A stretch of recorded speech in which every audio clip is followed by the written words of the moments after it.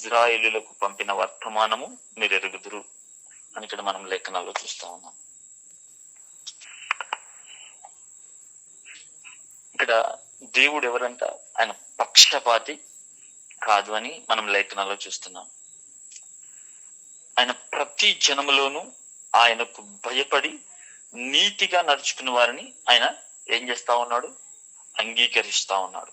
Praise the lord. ఇది ఎప్పుడు అపోస్తుల కార్యంలో అపోస్తులైన పౌలు ఈ మాటలు ఇది చూస్తా ఉన్నాము.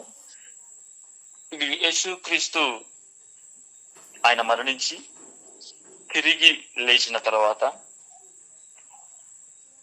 ఆ యొక్క పునరుద్ధాన శక్తి చేత యేసుక్రీస్తు లేచిన తర్వాత ఈ యొక్క అన్యజనులను కూడా అంగీకరిస్తున్నారు పౌలు ఈ విషయం ఇక్కడ చెబుతా ఉన్నాడు.